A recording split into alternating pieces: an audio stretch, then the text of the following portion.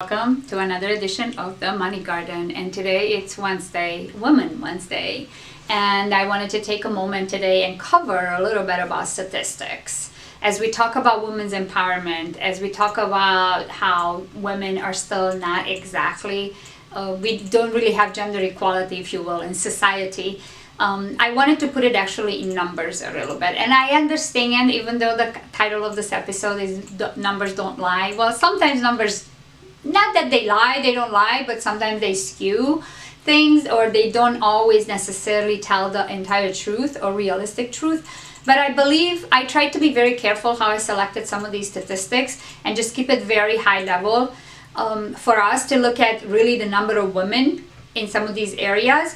And what are some of the major areas of our society today? Well, there is big business, right? And then there's government, and then there's small business. So I took these three different categories where really, it makes a difference, where women's voices are heard and actually makes an impact in society. And I looked at some of these numbers. Again, these are not a be-all, end-all numbers. I understand that in many smaller areas, those are skewed, like governments, for example, at local governments might be different, or in certain states, governments might be different, etc. Or in certain companies might be different. Might be more women on the board than men. Again, just a very high level. So what I did, I started with the biggest companies, big business. What is big business in America? Well, we know according to the stock market, right? It's the Fortune 500s. So what is Fortune 500? Fortune 500 always includes the 500 biggest, largest companies in America and in the world, I think, some of them. So what I did, I looked at the number of female or women CEOs for these companies. On Fortune 500 companies, that means there are 500 companies, right? Each company has one CEO. Out of the Fortune 500 companies, there's only 24, you guys, that have female or women CEOs. So 24 out of 500, that's, oh my God, 4%. 4%.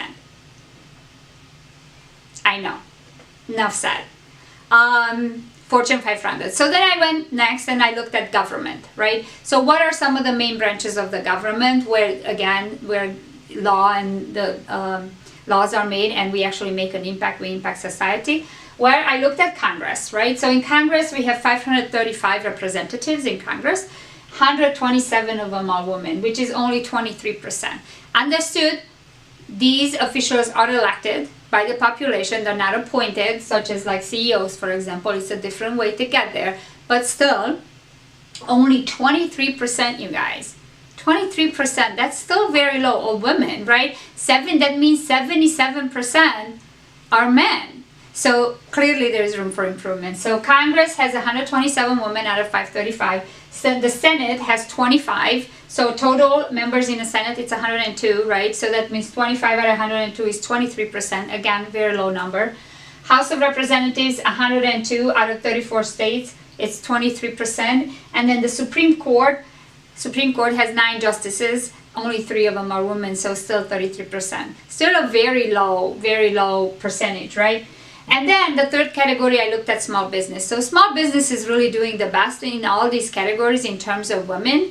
In small business, 40% of small business are actually women-owned. So I would say definitely we make a lot more progress here. But unfortunately, this is still small business and it's small impact area, where it really matters, the big business and the government, we still have a lot of improvement to do. And then how can we help everyone? Well, if you're voting for your officials, I'm not saying to go out there and vote for somebody because they are a woman. Absolutely not. You should always vote for the best candidate that's going to do. I myself, that's how I vote. Originally, yes, I am, whatever my political affiliation is, I have been known to vote both sides if I really like the candidate and what they stood for. So vote for the best candidate, but always keep an eye out, making sure that we help more women run, okay? And then in a small business, always help, obviously if you have a choice to buy from 2 small businesses and they have the exact same product and service, obviously buy from the one that's going to give you the best service and best product. But if all else equal, support the women, right? And then the Fortune 500 companies, that's again 4%. I mean, we have so much makeup to do here, and these are still appointed. So I would say this comes down to the corporate world. How do we improve this 4% number? Well, this comes down to the corporate world. So as women are climbing the so-called ladder, right, corporate ladder, in order for them to be considered for CEO, true, they do have to hold a certain position. So in many ways, it does come back to us in terms of working very hard, getting all the education, doing all the requirements, so we get high enough that we are noticed and actually be able to be considered for the CEO position. CEO position for a big corporation, myself having spent 20 years in corporate America, it's a big responsibility. It absolutely is. And yes, maybe sometimes there's still some discrimination, but at the end of the day, I really do believe that if we push hard enough, sometimes you might get passed because we're women, but if you keep coming back, if you're a woman in a corporate world, I just want to make sure that I encourage you, just because you were passed for one promotion and you think that because you're a woman, although it's going to be hard, you can never prove it, right?